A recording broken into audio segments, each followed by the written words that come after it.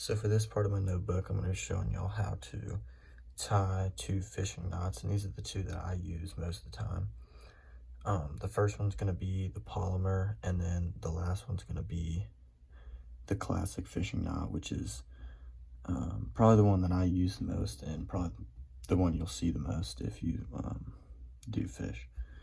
Okay, so for the polymer, these are 5/0 circle hooks. These are usually used for catfishing. As you can see, they're circular, and they set the hook by themselves.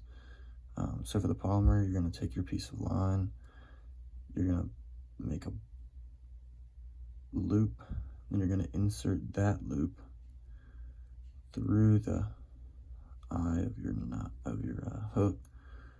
You're going to take it, and once you have it through it here, you see that's overlapped right here.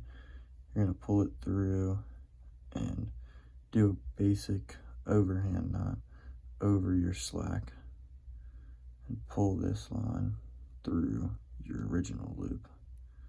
So you just made a big loop. I'm going to tighten this.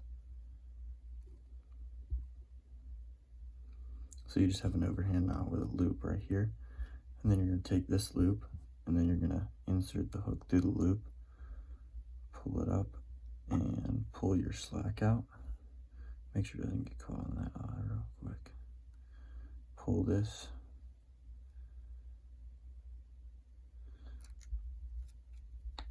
Until your knot is tight.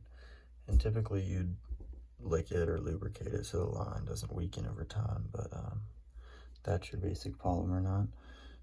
Usually used with braid, because if you use it with monofilament and stuff, it may slip, and regular fishing knots don't really work on braid, to be honest with you. So for the regular fishing knot, you're going to take your line, you're going to insert it through the eye, pull it out to right here. Then you're going to take this loose end, take your other line, and wrap it around a bunch of times, anywhere from 5 to 7. I usually weigh on the 7 side just to make sure. Alright, once you've done that, you're going to take this end, you're going to stick it back through that loop you made at the end, and then stick it back through this loop.